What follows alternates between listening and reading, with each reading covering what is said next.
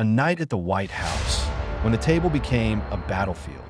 Bill Maher never imagined that a quiet evening in Los Angeles would lead him to a private dinner at the White House, a dinner that would forever blur the lines between politics, performance, and raw, unscripted truth. 2 sips into his second glass of Pinot Noir, Bill's phone buzzed unexpectedly. The number, with its unmistakable DC area code, almost sent him to voicemail, but something, a spark of curiosity that had fueled his career as a contrarian, made him answer. "Bill, it's Bob Kid Rock," came the gritty, nasal voice. Bill leaned forward. "What do you want, Bob?"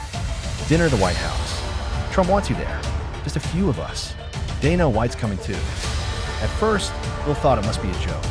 The very idea of sitting down at a private White House dinner with Donald Trump and Kid Rock was almost too surreal to believe. But Bob's tone was dead serious. "I told him it'd be good for the room. Different views, a little tension. Just come, man. You'd be surprised what happens when people break bread together." Stunned, Bill hesitated.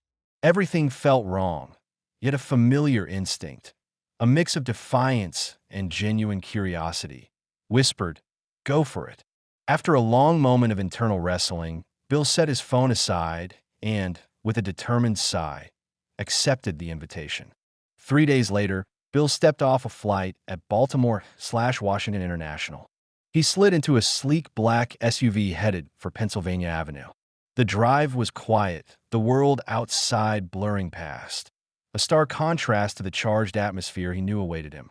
As the SUV rolled up to the White House gate, a cold gust of wind brushed his face, as if reminding him that what he was about to experience was far removed from the ordinary. Security was tight. A staffer in a crisp suit greeted him and led him through a maze of polished corridors lined with presidential portraits. Finally, Bill entered a spacious dining room bathed in soft, ambient light.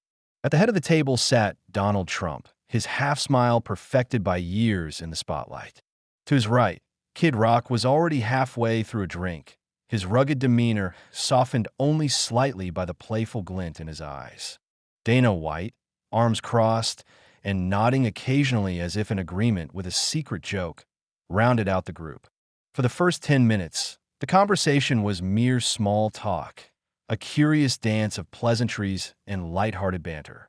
Trump casually mentioned the latest TV ratings, while Kid Rock quipped about liberals and gluten. Dana, ever the enigma, checked his phone with a nonchalant air, as if the chaos of the outside world was a distant memory. Yet beneath this veneer of casual camaraderie, a current of tension simmered, a tension that would soon erupt into something far more significant. After the appetizers were cleared and the first course arrived, a plate of seared scallops that Bill found surprisingly good, the conversation began to shift. Trump leaned forward, his eyes locking onto Bill's with a piercing intensity. "So, Bill," he said, "do you actually believe this country is better off now than it was 4 years ago?" The question cut through the light conversation like a knife. Bill paused, fork midway to his mouth, the weight of the question hanging in the air. Before Bill could form a response, a server appeared and placed a plate of scallops in front of him. The moment was so charged that it seemed to suspend time, a brief intermission where every face in the room bore the imprint of anticipation. Finally, Bill broke the silence. "It depends on who you ask," he said slowly, his voice measured. Kid Rock raised his glass, chiming in with a wry smile. "Here we go, but let's be real. What we need is a real solution, not just another campaign slogan." Bill continued thoughtfully, "We need to be honest about why people are here. It's not just about walls and fences. It's about a lack of empathy, a failure to address real issues without resorting to cheap theatrics." At that moment, the dinner took on an almost cinematic quality. The conversation morphed from superficial banter to weightier topics: immigration, economic policy, and the true cost of political rhetoric. Trump, who had until now maintained a steady, almost indifferent demeanor, began to speak more pointedly. He leaned in and said, "I didn't invite you here to fight, Bill, that I actually like you. You talk trash, but at least you're not a robot reading off a cue card." His words, meant as both a compliment and a subtle jab, resonated across the table. For a while, the group found common ground in their mutual recognition of the absurdity of modern political discourse. There was a brief, accidental moment of unity, an unspoken understanding that, despite their differences, they were all players in the same strange game. But as the courses came and went, roasted duck with a mysterious yet delicious sweet potato mash, and finally a plate of succulent desserts, the conversation began to reveal deeper fissures.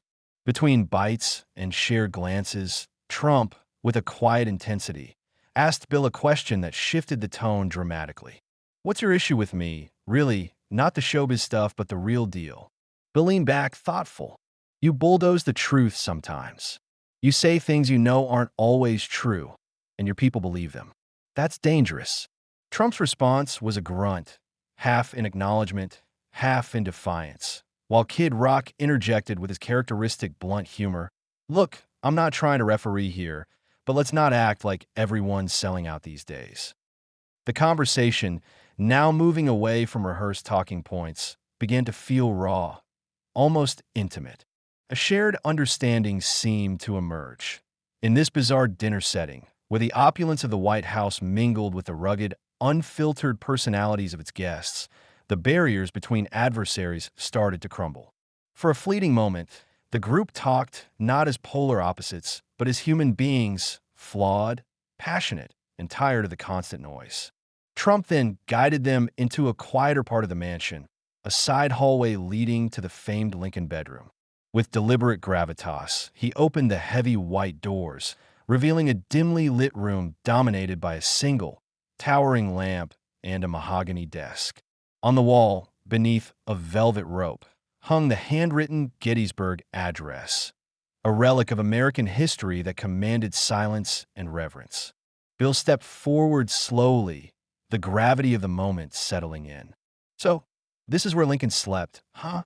he remarked quietly. Trump's eyes, usually glinting with mischief, softened for a moment. "Even the greatest presidents were hated while they were alive," he said, voice low and reflective. The conversation turned unexpectedly introspective as the group gathered near the window overlooking the south lawn, and a moment of genuine vulnerability emerged. Trump, pausing to take in the view, admitted softly, "You know what I miss? Back when guys could argue politics and then grab a drink together without all the noise." Bill, who had been a keen observer throughout the dinner, nodded in agreement.